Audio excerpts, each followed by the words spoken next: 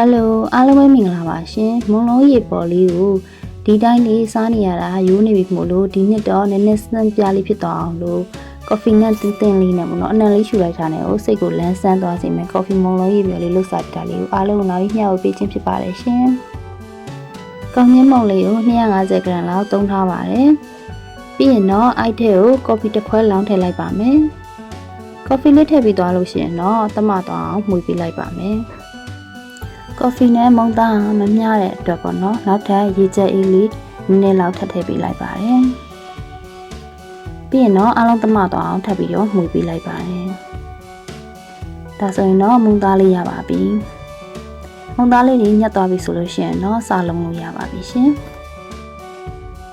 မုံသားလေးညှက်သွားပြီဆိုလို့ရှိရင်တော့နည်းနည်းလောက်ယူပြီးတော့လုံးပေးလိုက်ပါမယ်ပြီးရင်တော့ပြားပေးလိုက်ပြီးတော့အထဲထဲကိုထညက်ခဲလေးထည့်ပေးလိုက်ပါမယ်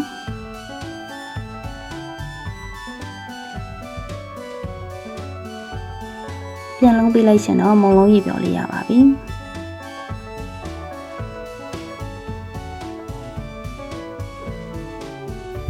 ဒါတော့မုံလုံးရေပြော်လေးကိုအန်စာတုံးပုံလေးလိုချင်လို့ပေါ့နော်နည်းနည်းအပေါက်ကလေးတွေလိုက်ဖောက်လိုက်တာပါအရင်အနက်ကြီးဖောက်လို့မရပါဘူးအနက်ကြီးဖောက်ခြင်းထညက်အသွင်းသားလေးကိုပေါ့နော်တွားထိပ်ပြီးတော့ပြုတ်တဲ့အခါမှာထညက်ကလေးတွေအပြင်ကိုထွက်သွားတတ်ပါတယ်ဒါကြောင့်အပေါ်ရန်လေးတင်ပဲဖောက်ပေးလိုက်ပါတယ်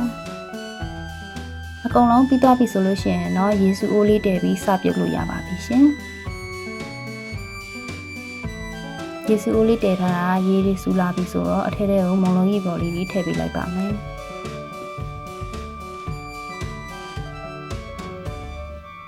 မုံလုံးကြီးပေါ်လေးတွေအားလုံးထည့်သွားပြီဆိုလို့ရှိရင်တော့အပေါ်ရန်ကိုပေါ်လာတဲ့မုံလုံးကြီးပေါ်လေးတွေကိုဆယ်ပေးလိုက်ပါမယ်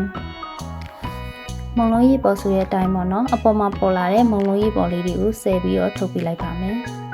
ပြီးရင်တော့ရေအေးလေးနဲ့ပြင်ဆင်ပေးလိုက်ရှင် coffee နဲ့တင်းတင်းလေးနဲ့မုံလုံးရေပေါ်လေးတွေရပါပြီ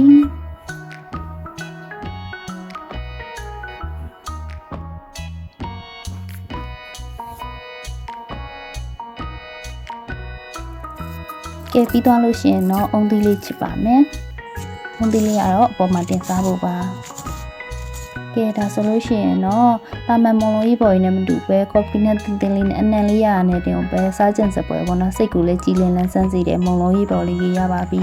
အားလုံးပဲလိုက်လို့စားကြည့်ကြပါနော်ညဆက်လက်ကူပြီးအရသာရှိတဲ့မုံလုံးနီလေးတွေဟင်းချက်နီလေးတွေကိုစိတ်ဝင်စားရဆိုလို့ရှိရင် channel လေးကိုလည်း like and subscribe လေးနှိပ်သွားပြီးဖို့မမျိုးပါနဲ့အောင်ရှင်နောက်တင်မဲ့ဗီဒီယိုလေးမှာလည်းအားလုံးနဲ့ပြန်တွေ့ကြပါရစေရှင်အားလုံးပဲတတာ